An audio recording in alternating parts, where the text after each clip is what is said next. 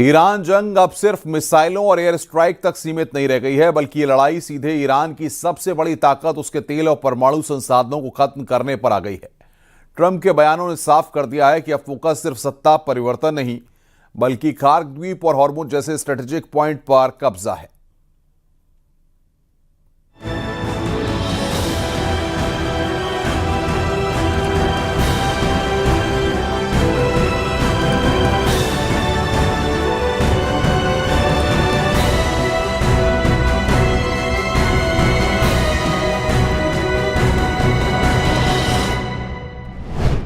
खार्क पर कब्जा करेंगे ट्रंप, लूटेंगे ईरान का ऑयल एटीएम।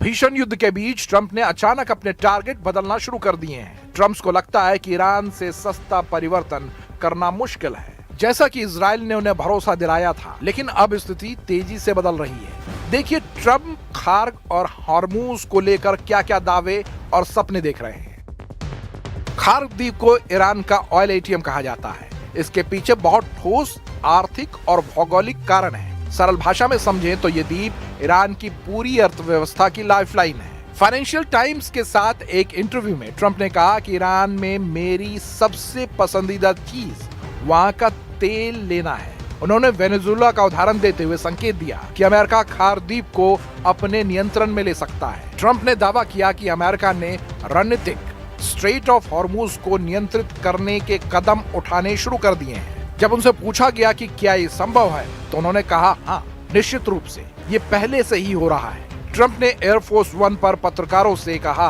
कि ईरान के साथ प्रत्यक्ष और अप्रत्यक्ष बातचीत चल रही है और जल्दी ही कोई डील हो सकती है। हालांकि उन्होंने अपने अंदाज में ये भी जोड़ा, हम उनके साथ बातचीत करते हैं और फिर हमें उन्हें बम से उड़ाना पड़ता है। ट्रंप तो यहाँ तक कहने लगे कि ईरान हमें अपनी संवर्धित यूरेनियम भी देने जा रहा है। ताजा जानकारी के मुताबिक 454 किलो संवर्धित यूरेनियम ईरान के पास मौजूद है। The upcoming days will be decisive. Iran knows that, and there's almost nothing they can militarily do about it. Yes, they will still shoot some missiles, but we will shoot them down. Of note, the last 24 hours saw the lowest number of enemy missiles and drones fired by Iran. अब जंग में दो मोर्चों पर are पार की जंग शुरू हो चुकी है। पहला है ईरान का एटमी ठिकाना और दूसरा है खार्क द्वीप, जिस पर अमेरिका हर हाल में कब्जा चाहता है।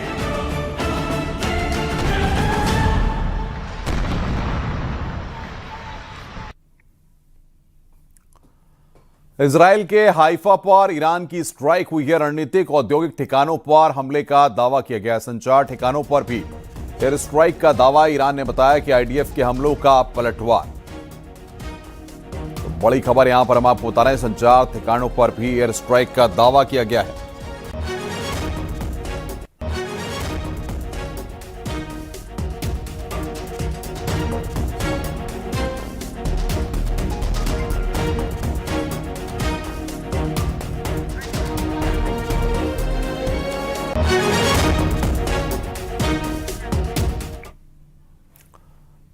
ईरान लगातार इजराइल पर बमों और मिसाइलों की बरसात कर रहा है। इजराइल के कई शहर हैं जो इस वक्त जंग की मार झेल रहे हैं और इमारतें खंडर बन रही हैं। देखिए जंग के बीच से न्यूज 18 संवाददाता रिफत अब्दुल्ला की ये रिपोर्ट।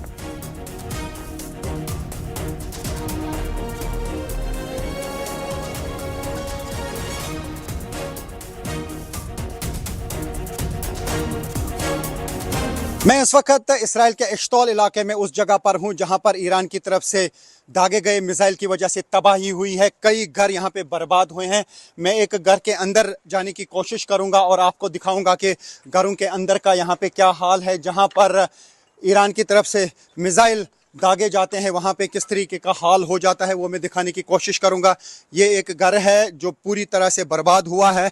इसी तरीके से सैकड़ों घर यहाँ पे ऐसे हैं जो ईरान की तरफ से दागे गए मिसाइल्स की वजह से तबाह हो चुके हैं। कई इलाके यहाँ पे तबाह हो चुके हैं।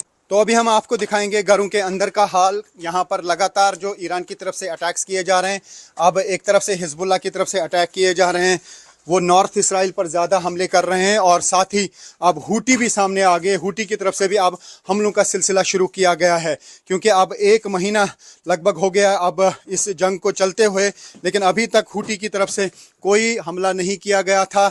यमन की तरफ से मिसाइल और ड्रोन्स नहीं आते थे, लेकिन अब देख पा रहे हैं हम कि अभी तक कई अटैक्स जो हैं अब हूटीज़ की तरफ से भी किए गए। एक ड्रोन अटैक किया गया, हालांकि इस्राएली फोर्सेस का दावा है कि उसको जो है इंटरसेप्ट किया गया, लेकिन अटैक्स का सिलसिला वहाँ यमन की तरफ से भी शुरू हुए हैं। ख़ासतौर से यमन की तरफ से जो अटैक किए जा रहे हैं वो साउथ इसराइल पे किए जा रहे हैं, जो हिजबुल्लाह की तरफ से अटैक किए जा रहे हैं वो नॉर्थ इसराइल में किए जा रहे हैं, और ईरान की तरफ से पूरे इसराइल पे अटैक्स का सिलसिला जारी है। जगह जगह पे ये हालात अब हमको देखने को मिल रहे हैं, चाहे वो डिमोना का एरिया हो, अराद का एरिया हो, या बेत शेमिश का एरिया हो, बीर शेवा का एरिया हो, टेल अवीव के एरियाज़ हों, वहाँ पर इसी तरीके के हालात हम देख पा रहे हैं। और मैं आपको दिखाने की कोशिश करूंगा कि इस घर के साथ साथ जो है बाकी एरियाज़ में क्या तबाही हुई है। और न्यूज़ 18 इंडिया की टीम लगातार युद्ध क्षेत्र में है, रियल ग्राउंड ज़ीरो पर, और दिखा रहे हैं वो जगह जहां पर ईरान की तरफ से दागे गए बैलिस्टिक मिसाइल्स की वजह से तबाही हो जाती है। हम हर उस स्पॉट पे जाने की कोशिश करते हैं जहां पे ईरान की तरफ से जो मिसाइल अटैक किया जाता है, जो यहाँ पे तबाही होती है, या हिजबुल्लाह की तरफ से जो अटैक्स का सिलसिला जारी है। हम कोशिश करते हैं वो सारी जगहें आपको दिखाने की कि क्या हालात हैं यहाँ पे, क्योंकि युद्ध क्षेत्र में हमारी कोशिश यही रहती है कि दर्शकों तक वो बात पहुँचे या वो हालात पहुँचे जो यहाँ के असल हालात हैं। और असल हालात इन्हीं विजुअल्स के ज़रिए आप देख सकते हैं और उनका अंदाज़ा लगा सकते हैं कि यहाँ पे क्या कुछ हो रहा है। मिसाइल अटैक की वजह से घरों की क्या तबाही हो रही है। काफ़ी सारे लोग जो हैं अब इसराइल में भी बेघर हो चुके हैं, ख़ासतौर से वो एरियाज़ जहाँ पे ज़्यादा तबाही हुई है। ये देख सकते हैं आप इस घर का हाल क्या हुआ है, और न्यूज़ 18 इंडिया यहाँ पे लगातार बनी हुई है। एक तरफ अमेरिका ऑपरेशन एपिक फ्यूरी के जरिए ईरान को पूरी तरह कमजोर करने का दावा कर रहा है, वहीं दूसरी तरफ ईरान खुली चेतावनी दे रहा है कि यह जंग अब समंदर से जमीन तक खूनी रूप ले सकती है। व्हाइट हाउस साफ कह रहा है कि इस ऑपरेशन के बाद ईरान में अब अमेरिका या उसके सहयोगियों को धमकी देने की ताकत नहीं बचेगी, लेकिन जमीनी हालात कुछ और ही कहानी बयां कर रहे हैं। Iran will no longer have the credible ability to threaten the United States or our allies, which is, of course, the overall objective and mission the president set out when he launched Operation Epic Fury. Trump Iran पर हमला करेंगे या खुद को बचाएंगे या फिर Israel के युद्ध में पूरी ताकत झोंक देंगे।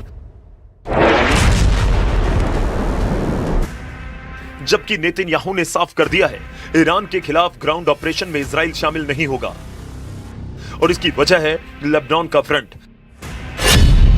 एक तरफ ईरान पर हमला, दूसरी तरफ इजराइल पर अटैक। युद्ध में एक दूसरे को पूरी तरह खत्म करने के लिए एड़ी चोटी का जोर लगा रहे हैं ईरान और इजराइल। युद्ध कितना लंबा खिंचेगा ये तस्वीरें बता रही हैं। ईरान की पावर ग्रिड पर हमले के बाद इजराइल की बहुत ही खास रिफाइनरी टारगेट बनी है। यह है उत्तरी इजराइल का शहर हाइफा, और यहाँ रिफाइनरी पर हुआ है हमला। तेल के भंडार धू धोकर जल रहे हैं, धुआं मीलों दूर से देखा जा सकता है। ये नेतन्याहू को बताने की कोशिश है कि ईरान पर हमला होगा या फिर लेबनान पर अटैक होगा तो इजराइल तक जवाब जरूर पहुंचेगा। ये हाइफा की मजान रिफाइनरी है जहां से इजराइल की जरूरत का 60% तेल तैयार किया जाता है।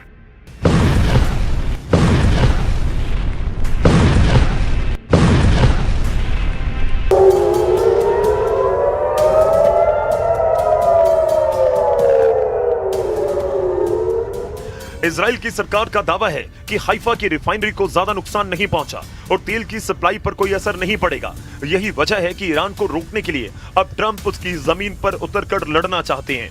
इसके लिए अमेरिका के 50,000 सैनिक तैयार भी कर दिए गए हैं।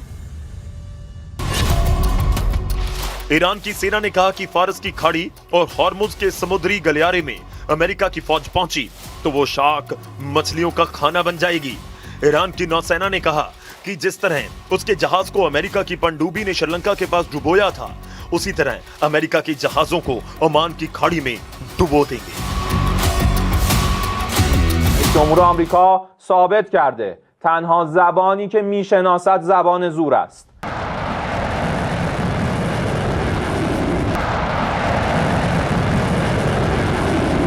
ईरान के सामने इस वक्त उसका दक्षिण का फ्रंट बहुत ज्यादा खतरनाक बन चुका है। यहां अमेरिकी फौज का उतरना ऐसा ऑपरेशन होगा जिसमें खून दोनों तरफ से बहेगा। इस बात की गारंटी डोनाल्ड ट्रंप और ईरान दोनों तरफ से दी जा रही है, लेकिन ईरान की वार्निंग ऐसी है जिसे ट्रंप और उनके कमांडरों को बहुत ही गंभीरता से लेना होगा।